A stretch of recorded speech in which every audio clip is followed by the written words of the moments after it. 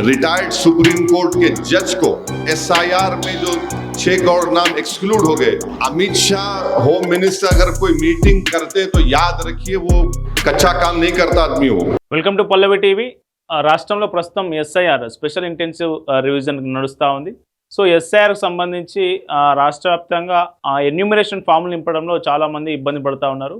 So ఇది ఒక పక్కన పెడితే ముఖ్యంగా ఎస్ఐఆర్ విషయంలో కొంతమందిలో బుగులు మొదలైంది, కొంతమందిలో టెన్షన్ మొదలైంది। సో ముఖ్యంగా అది ఓల్డ్ సిటీలో కనిపిస్తూ ఉంది।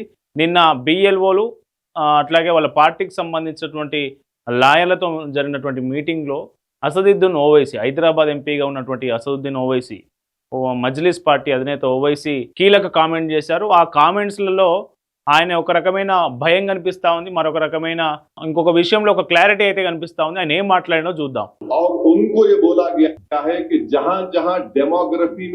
సో నేను ఏం మాట్లాడుతున్నానంటే ఇప్పుడు ఎస్ఐఆర్తో ఆగిపోతుంది। ఎస్ఐఆర్ అనేది ఇంక్లూజివ్ ప్రాక్టీస్ కాదు, ఇది ఎక్స్క్లూజివ్, అంటే అందరినీ దేశంలో ఉన్న పౌరులందరినీ కలుపుకపోయే కార్యక్రమం కాదు ఇది।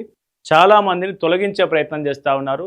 బెంగాల్లో అందుకే మమతా బెనర్జీ ఓడిపోయింది, తమిళనాడులో అందుకే స్టాలిన్ ఓడిపోయిండు। సో ఇట్లాంటి అన్ని కామెంట్ చేసిన తర్వాత ఒక కీలక విషయాన్ని చెప్పారు అసదుద్దీన్ ఓవైసీ। ఏం చెప్పిండంటే చూద్దాం। रिटायर्ड सुप्रीम कोर्ट के जज को और उनको ये बोला गया है कि जहां जहां डेमोग्राफी में चेंज आए, जहां जहां अचानक आबादी बन गई, वो कमीशन इसको देखेगा। और तीसरी बात जो अमित शाह ने वो मीटिंग ली, उसमें कहा कि जो नाम एसआईआर में जो 6 करोड़ नाम एक्सक्लूड हो गए वो उसको भी चेक करेंगे। సో ఏం చెప్తున్నానంటే అమిత్ షా నేతృత్వంలో ఒక హై లెవెల్ కమిషన్ ఏర్పాటు చేయడం జరిగింది అమిత్ షా ఆధ్వర్యంలో। సో ఏంటి హోమ్ మినిస్ట్రీ ఆధ్వర్యంలో ఏంటి కమిషన్ అంటే దేశవ్యాప్తంగా డెమోగ్రఫిక్ చేంజెస్, అంటే జనాభా పెరుగుదలలో అనూహ్య మార్పులు ఎక్కడైతే జరిగినాయో ఆ చోట్ల ఈ కమిషన్ అధ్యయనం చేసి ఆ జనాభా పెరుగుదల గల కారణాలు ఏంటి, ఆవాసాలు ఉన్నట్టుండి ఆవాసాలు అట్లా విపరీతంగా ఎందుకు పెరిగినాయి అనే కారణాల మీద ఈ కమిటీ దేశవ్యాప్తంగా అధ్యయనం చేసి ఒక రిపోర్టు, సిఫారసులు కేంద్ర ప్రభుత్వానికి చేస్తుంది। సో ఈ కమిటీకి ఎవరెవరు ఉన్నారు ఈ కమిటీలో అనేది చూస్తే మనం ఒకసారి, సో ఇది రిటైర్డ్ సుప్రీంకోర్టు న్యాయమూర్తి జస్టిస్ ప్రకాష్ ప్రభాకర్ నవలేకర్ ఆధ్వర్యంలో చైర్మన్, కమిటీకి చైర్మన్ అయిన వీళ్ళంతా సభ్యులు। సెన్సెస్ కమిషనర్ సభ్యుడే retired IAS officer Durga Shankar Mishra, retired IPS officer Balaji Srivastava, ఆర్థికవేత్త, పిఎం ఎకనామిక్ అడ్వైజరీ కౌన్సిల్ సభ్యురాలు డాక్టర్ షామికా రవి, వీళ్ళంతా సభ్యులు।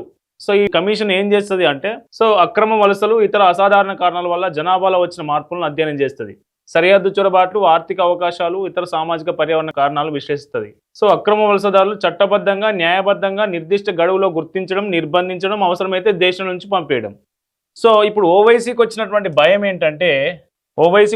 భయం ఏంటంటే అమిత్ షా నేతృత్వంలో ఏదైతే పని ఉంటుందో, ఒక అమిత్ షా ఒక పని ముందట వేసుకున్నాడంటే దాన్ని ఖచ్చితంగా దాని వెనుక పెద్ద ప్లాన్ ఉంటుంది।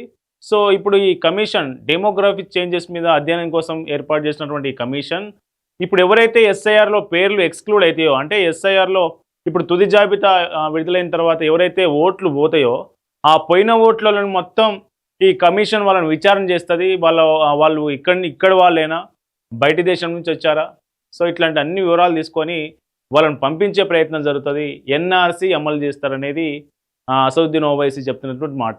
సో అసదుద్దీన్ ఓవైసీకి స్పష్టమైన క్లారిటీ ఉంది, ఎందుకంటే గత 10 ఏళ్ళు 3 టర్ములుగా కేంద్రంలోని మోదీ, అమిత్ షా నేతృత్వంలో కేంద్ర ప్రభుత్వం తీసుకుంటున్నటువంటి చర్యలు కావచ్చు, పకడ్బందీ ప్లాన్ కావచ్చు, వ్యూహం కావచ్చు, సో దాని మీద క్లారిటీతో ఉన్నటువంటి అసదుద్దీన్ ఓవైసీ రాష్ట్ర ప్రభుత్వానికి ఒక విన్నపం చేస్తూ ఉండు।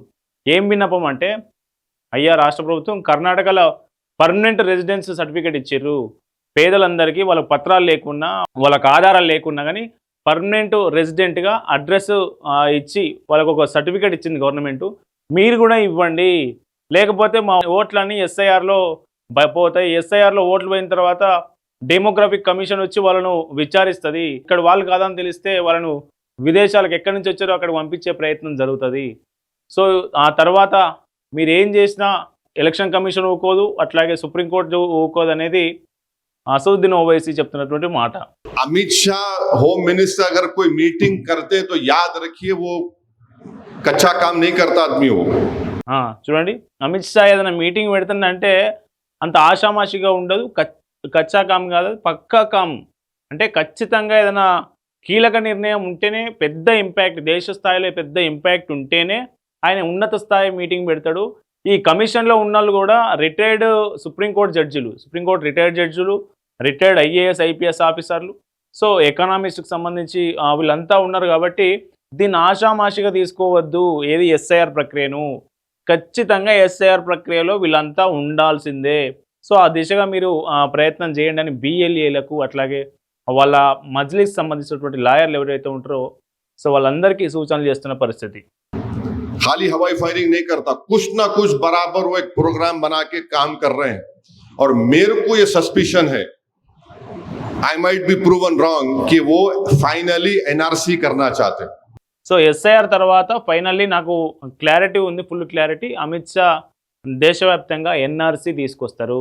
ఎన్ఆర్సీ అంటే ఏంటిది? National registration of citizens. అంటే భారత పౌరుల యొక్క వాళ్ళ రిజిస్టర్ తయారు చేయడం.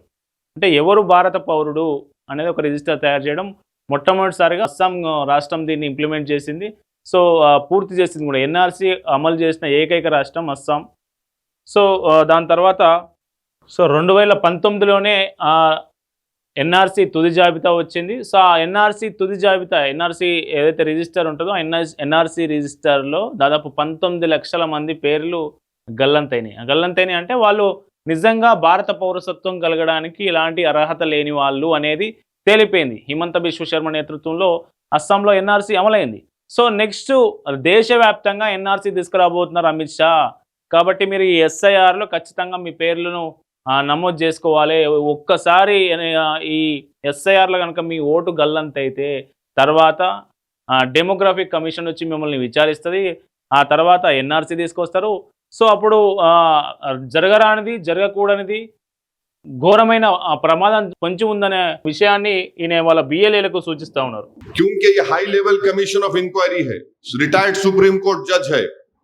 अब वो बोल रहे कि जहां पर अचानक आबादी बढ़ गई वो कहीं बाहर से तो नहीं आए, जहां पर अचानक हैबिटेशन बढ़ गया यानी इलाका बढ़ गया, नहीं हुआ। रिटायर्ड सुप्रीम कोर्ट जज को बिठाकर वजीर दाखिला मीटिंग ले रहे हैं। तो इसीलिए मैं कह रहा हूं सबसे, ये एसआईआर एक आसान काम नहीं है। और ये खुल के बोल रहा हूं, ये इंक्लूसिव एक्सरसाइज नहीं है, ये एक्सक्लूजन के लिए बनाया गया है। సో ఇది పరిస్థితి. మనకు మొత్తానికైతే అసదుద్దీన్ ఓవైసీ ఓల్డ్ సిటీకి సంబంధించి మజ్లిస్ ఇలాకా ఏదైతే 7 నియోజకవర్గాలున్నాయి, ఎంపీ స్థానంతో పాటు 7 నియోజకవర్గాల పరిధిలో బిఎల్ఏలు మొత్తం అప్రమత్తం చేస్తూ ఉండు. ఎస్ఐఆర్లో ఓట్లు కోల్పోయి తుది జాబితాలో ఓట్లు రాని వాళ్ళందరి పరిస్థితి దారుణంగా మారబోతూ ఉంది. ప్రభుత్వం ఇప్పటికైనా చర్యలు తీసుకొని వాళ్ళందరికీ పర్మనెంట్ రెసిడెన్స్ సర్టిఫికేట్స్ ఇష్యూ చేయాలి. సుప్రీంకోర్టు ఇచ్చినటువంటి తీర్పు ప్రకారం, సుప్రీంకోర్టు ఇచ్చినటువంటి తీర్పే ఒక చట్టంతో సమానమైనటువంటిది. సుప్రీంకోర్టు ఇచ్చిన తీర్పు ప్రకారం 4 సంవత్సరాలు ఎక్కడైతే ఉంటే అది వాళ్ళ పర్మనెంట్ ప్లేస్ అవుతుంది అనే క్లాజ్ ఒకటి ఉంది సుప్రీంకోర్టు తీర్పులో. సో దాన్ని అనుసరించి రాష్ట్ర ప్రభుత్వం వీళ్ళకు పర్మనెంట్ సర్టిఫికేట్లు ఇవ్వాలని అసదుద్దీన్ ఓవైసీ రాష్ట్ర ప్రభుత్వాన్ని డిమాండ్ చేస్తూ ఉన్నారు. సో నిజంగా డబుల్ ఓట్లు తీసేయాలని చెప్తా ఉన్నారు. అట్లాగే ఈ పేదలు, వాళ్ళకి ఎలాంటి పత్రాలు లేకుండా ఉన్నటువంటి పేదలు ఓల్డ్ సిటీలో ఉంటే వాళ్ళకి ఖచ్చితంగా పర్మనెంట్ అడ్రస్ ఇవ్వాలి, పర్మనెంట్ సిటిజన్షిప్ ఇవ్వాలనేది రాష్ట్ర ప్రభుత్వాన్ని ఓవైసీ డిమాండ్ చేస్తూ ఉన్నారు. మరోవైపు ఎస్ఐఆర్ ప్రక్రియ కొనసాగుతూ ఉంది. ఎస్ఐఆర్ తర్వాత ఎన్ఆర్సీ వస్తుంది. డెమోగ్రాఫిక్ కమిషన్ ఏదైతే ఉందో కమిషన్ వచ్చి విచారణ చేస్తుంది. ఎక్కడైతే అనూహ్యంగా, సో అబ్నార్మల్గా జనాభా పెరుగుదల కావచ్చు, అబ్నార్మల్గా ఆవాసాల పెరుగుదల కావచ్చు, ఎక్కడైతే జరిగినాయో అక్కడ జరగడానికి గల కారణాలు, అవసరమైతే వీళ్ళంతా ఇక్కడి వాళ్ళు కాదు. ఇప్పుడు మనకు బాలాపూర్లో చూస్తే దాదాపు రోహింగ్యా కుటుంబాలని 18,000 నుంచి 20,000 మంది ఉంటారని ఒక అంచనా. బీజేపీ నాయకుల ఆరోపణలు అక్కడక్కడ వేదికల మీద మాట్లాడుతున్న కామెంట్స్ బట్టి చూస్తే 20,000 మంది రోహింగ్యాలు ఉంటారనేది అంచనా. సో అట్లాంటి రోహింగ్యాలకు అసలు ఎట్లా పెరిగిరు, మొత్తం ఆ ఏరియా మొత్తం కాలనీ ఎట్లా అయింది, రోహింగ్యాలు ఎక్కడి నుంచి వచ్చారు అనేది కూడా జనాభా డెమోగ్రాఫో ఏదైతే కమిషన్ ఉందో సో ఆ కమిషన్ వచ్చి వాళ్ళని అధ్యయనం చేసి అవసరమైతే వాళ్ళందరినీ పంపేయడానికి కేంద్ర ప్రభుత్వానికి సిఫారసులు చేసే అవకాశం కూడా ఉందని ముందస్తుగా ఊహించి అసదుద్దీన్ ఓవైసీ వాళ్ళ టీంను మొత్తం అలర్ట్ చేస్తున్న పరిస్థితి. సో అసదుద్దీన్ ఓవైసీ వ్యక్తం చేస్తున్న ఈ ఆందోళనపై మీరేమంటారు? మీ కామెంట్స్ కింద తెలియజేయండి.